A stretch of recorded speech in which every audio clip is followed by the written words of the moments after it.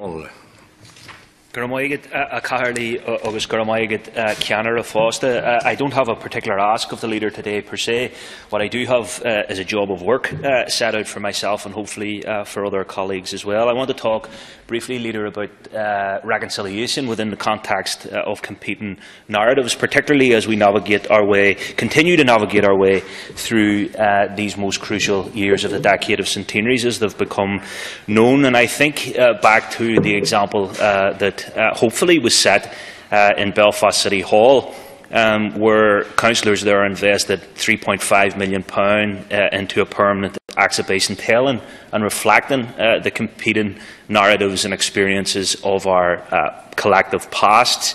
And certainly, while it has been testing and challenging at times, we've done it. I think we've met that challenge head on, all of us right across the traditions, even though at times it has been hard and difficult for us. So I think of that as one example. And I also think recently of the impressive, I suppose, sight of a portrait of the rebel Countess Markovich, being hung in Westminster as part of the centenary of the 1916 Rising and indeed, obviously, the 1918 election and history that was made there.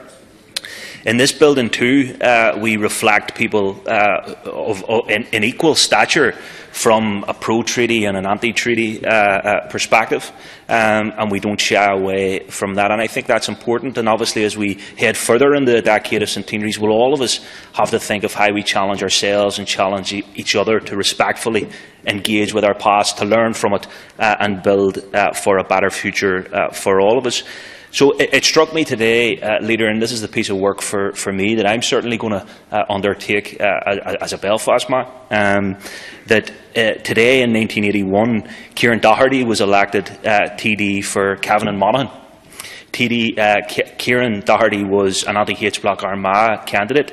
He was also a hunger striker in Donnghaile at the time, and he died a short period after having been elected, and never got to take up his seat in this House.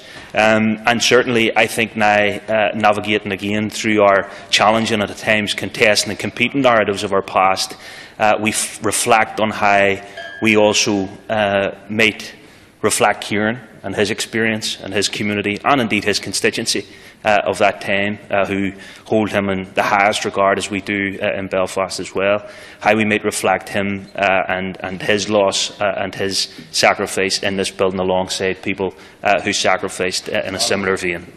Senator Terry Layden.